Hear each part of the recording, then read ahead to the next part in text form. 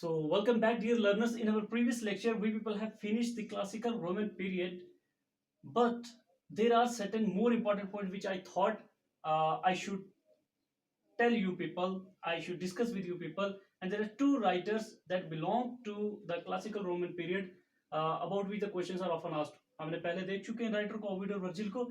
इनके बारे में कुछ और पॉइंट्स हम डिस्कस करते हैं, राइट? जो that could be asked because Ovid and Virgil are the favorite one of the favorite writers of the different examinations.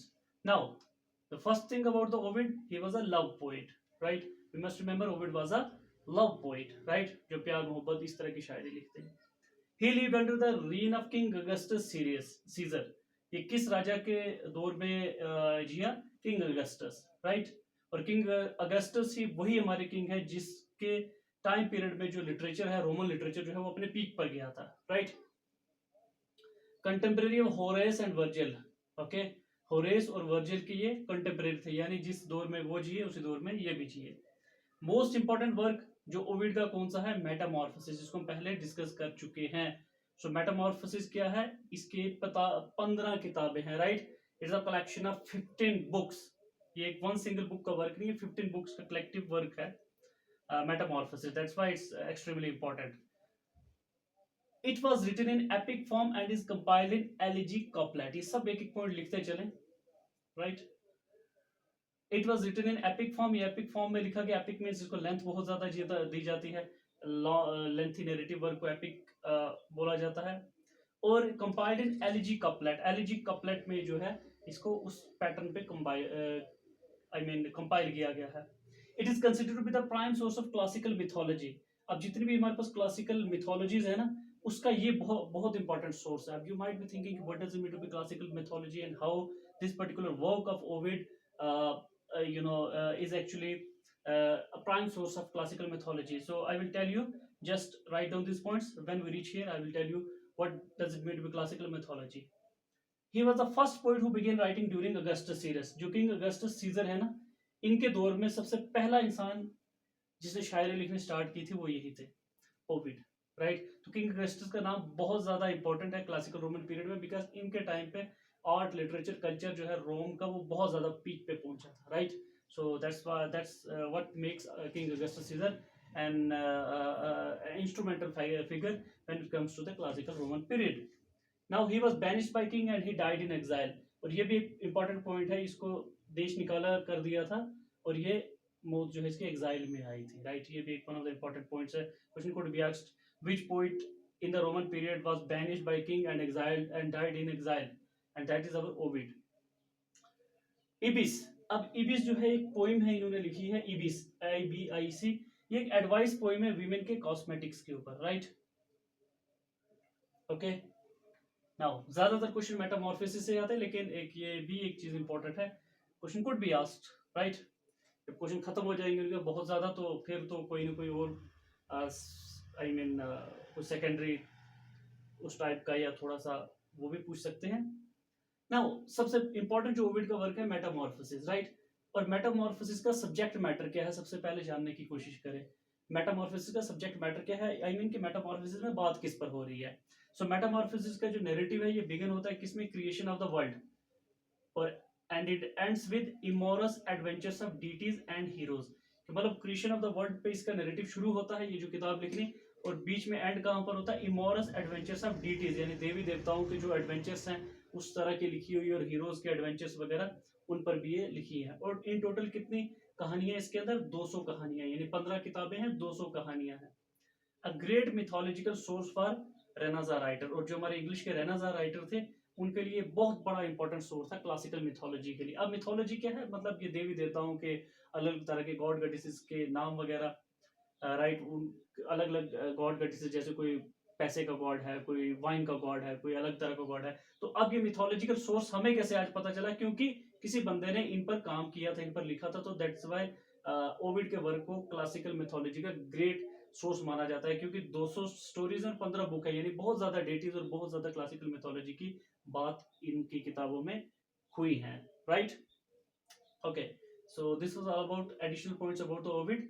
जिनके बारे में क्वेश्चन आ सकते हैं कि ओविड और वर्जिल जो है बहुत फेवरेट है क्लासिकल रोमन पीरियड से लेकर। तो इसके बाद हम देखते हैं वर्जिल को।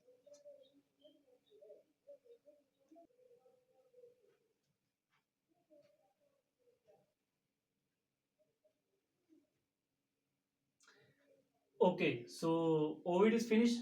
Now the Virgil. More important points about Virgil. Virgil is one of the classical Roman periods writer. Now ये किन वर्क के लिए जाने जाते हैं? एक इन्होंने लिखा द इकोलॉगस। ओके, इनका एक वर्क है द इकोलॉगस। इकोलॉगस है क्या? Songs dealing with the seasons, मौसमों के ऊपर कुछ गाने कुछ नगमे लिखे हुए हैं। They are called as eclogues, right. So इस वर्क के लिए जाने जाते हैं इकोलॉगस। लेकिन सबसे बढ़कर जो जाने जाते हैं वो एनीड के लिए जाने जाते हैं, राइट। वर्जिल किसके लिए, ओविड किसके लिए जाने जाते हैं? मेटामॉर्फोसिस के लिए। हालांकि ईबिस भी उनका वर्क है, लेकिन जो वर्जिल है ये इकोलॉगस भी इन्होंने लिखे हैं, songs dealing with the season. But he is famous for which book? Aeneid, right. ये याद रखना है आपने। Aeneid has been modelled after Homer's Odyssey and Iliad. जैसा कि मैंने आपको पहले ही बताया था कि ग्रीक के पास जो लर्निंग थी, ग्रीक के पास जो वो सरमाया था एजुकेशन का, जब रोमन ने उन पर 146 एडी में आई, उन्होंने जब वहां पर उनको कैप्चर किया, उनकी टेरिटरी को, तो वहां से भी उन लोगों ने बहुत कुछ सीखा। तो Greek gave way to the Romans and Roman eventually gave way to the English culture, right. Now अब वही है होमर की। होमर कौन से पीरियड से थे? होमरिक पीरियड से, क्लासिकल पुराने पीरियड से थे। और होमर की जो, अब रोमन्स ने जब वो पुरानी चीजें सीखी क्लासिकल से, हर एक पिछले क्लासिक, अगले क्लासिकल वाले ने पिछले क्लासिकल वाले से कुछ ना कुछ सीखा है, राइट। सो अब होमर की ओडेसी और इलियड से के मॉडल पर ही वर्जिल ने अपनी बुक कौन सी लिखी? एनीड। मतलब उसी तरह के पैटर्न, उसी तरह की सिमिलरिटी आपको भी मिलेगी। That means he learn from Odyssey and Iliad. Then Aeneid exercise enormous impact on western literature. Western का जो भी लिटरेचर है ना, वेस्ट की तरफ, उस पर एनीड वर्क का बहुत ज्यादा, उन राइटर्स पर जो है मेंटली उन पर बहुत ज्यादा इस चीज का इम्पैक्ट पड़ा, right. They were quite impressed by this particular work and they imitated this kind of work in the later stages in their own work generally. और डांटे की जो डिवाइन कॉमेडी है ना, इस पर पर्टिकुलर बहुत ज्यादा असर हमें एनीड के वर्क का देखने को मिलता है। डांटेस की जो डिवाइन कॉमेडी उन्होंने लिखी है, जहां पर Virgil appears as Dante's guide through hell and purgatory, right. अब book 14 of metamorphosis is called mini Aeneid. This is one of the important question could be asked, which which book of metamorphosis is called as mini Aeneid? 12, 9, 4, 5 questions could be asked in different manner, but you must remember book 14 of metamorphosis is called as mini Aeneid. So this is one of the important things you must bear in mind. Book 14 of metamorphosis, let me repeat it, book 14 of metamorphosis is called mini Aeneid. Now अब Aeneid की बात तो हमने कर ली कि Aeneid is one of the Virgil's famous work, right? This is the kind of work which made Virgil famous. But इसके बीच में है क्या, डिस्क्रिप्शन क्या? लाइक जैसे हमने ओविड का भी देखा ना, मेटामॉर्फोसिस का सब्जेक्ट मैटर, कि उसमें creation beginning of the creation, और उसके बाद वहां से शुरू होता है and with the amorous adventures of deities and heroes. अब इसमें क्या है, इसका डिस्क्रिप्शन क्या, इसका सब्जेक्ट मैटर है कि सबसे पहले तो ये देख लें 29 से 19 बीसी के बीच में ये लिखी गई है। Recalls the legendary story of Annie's. किसकी स्टोरी बताता है? एनीस की। एनीस कौन है? एक ट्रोजन था जो ट्रैवल करके इटली की तरफ जाता है और वहां पर वो एंसेस्टर बन जाता है किसका? रोमन्स का, राइट। रोम तो इटली की कैपिटल है ना, तो वहां पर वो उनका एंसेस्टर बन जाता है, उसी के ऊपर स्टोरी है। It has been written in dactylic hexameter. Okay, so एक लिखने का भी राइटर के पास पैटर्न होता है ना, right. So this particular work called Aeneid has been written in tactile hexameter. So question could be asked, in which meter the Virgil's work Aeneid was written, right? So your answer should be tactile hexameter.